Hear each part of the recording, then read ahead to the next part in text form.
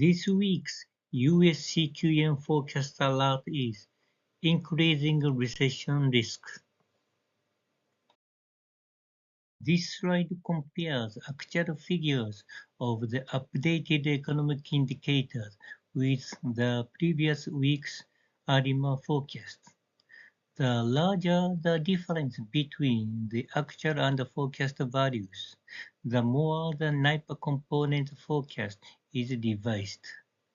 For example, on the expenditure side, we can see that housing investment, imports, inventory changes, and business fixed investment contributed to the downward revision in economic growth.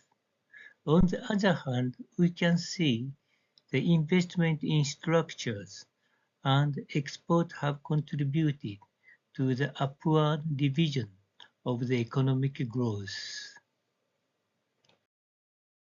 The economic growth rate on the expenditure side was revised downward by about 2% to 0.07%.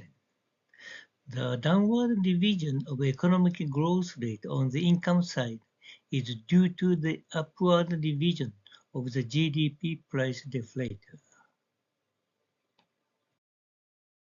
All inflation indicators are forecasted to be growing above 4%, with the GDP price deflator revised upward by 0.4%.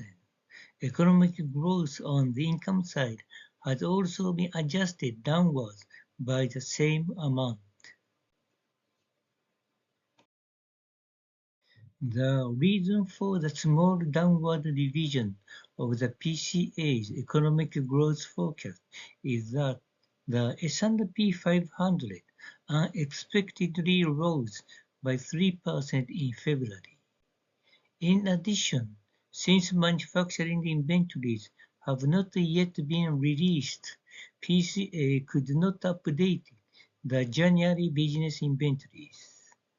The PCA also forecasts the growth rate of the GDP price deflator to be over 4%. Conclusions from this week's CQM forecast alert. First, the CQM forecasts economic growth in 2023 Q1 to be almost 0%, increasing recession risk. Second, all inflation indicators are forecasted to grow by more than 4%. Third, a rise in the GDP price deflator will lower the economic growth rate on the income side. And if CPI and PPI rise in February, the PCA's economic growth forecast will be revised downward. Fourth, if inflation continued to rise, the US economy will likely fall into a recession.